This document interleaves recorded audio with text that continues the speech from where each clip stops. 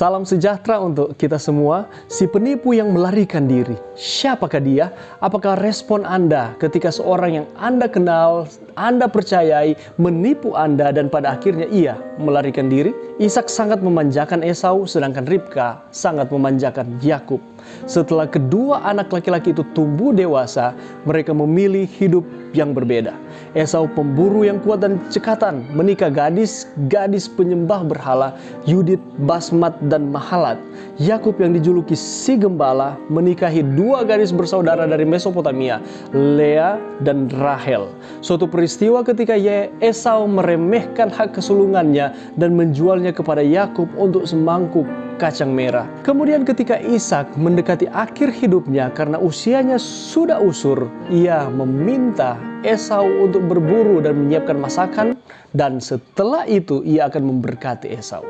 Tetapi ketika Esau sedang pergi melaksanakan permintaan ayahnya ini, Ribka menyuruh Yakub menyamar sebagai Esau. Dengan bantuan ibunya, Yakub membawa makanan kepada Ishak yang meskipun matanya buta, tetapi mencurigai bahwa ada yang sementara merancangkan penipuan.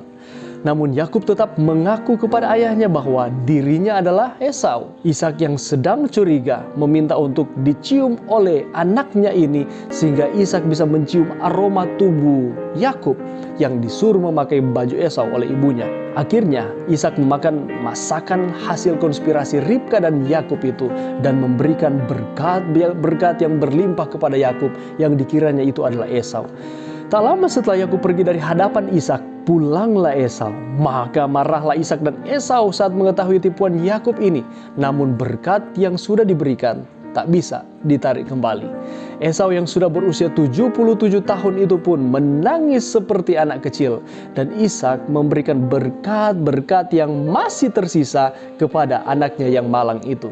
Kejadian 28 ayat 5 mengatakan, demikianlah Ishak melepas Yakub, lalu berangkatlah Yakub ke Padan Aram, kepada Laban anak Betuel orang Aram itu, saudara Ribka, ibu Yakub dan Esau. Esau bersumpah akan membunuh Yakub sehingga mengakibatkan Yakub untuk pergi ke Haran dan mengambil istri dari kalangan kerabat Ishak di sana. Yakub berpisah dengan orang tuanya. Ini merupakan akibat dari perbuatan atau dosa yang dibuat oleh Ribka dan Yakub. Sangat-sangat menyedihkan. Ia penuh dengan rasa bersalah dan penuh dengan ketakutan. Dalam kelelahannya kira-kira 50 mil, kurang lebih 80 km dari rumah ayahnya Yakub bermalam di Betel. Ia bermimpi ada sebuah tangga yang menjulang ke langit dan di atasnya malaikat turun naik. Tuhan berdiri di puncaknya dan memberikan janji kepada Yakub berkat-berkat yang dijanjikan kepada Abraham leluhurnya. Ketika ia bangun, ia bersyukur atas pengampunan yang Allah berikan dan janji penyertaan Allah. Allah memilih orang yang jauh dari sempurna. Yakub yang tumbuh dari hasil didikan ibunya telah mengambil keuntungan dari saudara kembarnya dan telah menipu Ishak ayahnya, tetapi ia menjadi ahli waris perjanjian yang dibuat Allah dengan Abraham. Seburuk apapun masa lalu kita, ketika kita mengaku, berubah dan bertobat, Allah melupakan kesalahan dan memberikan kesempatan untuk kehidupan yang jauh lebih baik. Percayakah Anda dengan janji pengampunan dan pemulihan dari Tuhan? Kiranya Tuhan memberkati. Mari berdoa.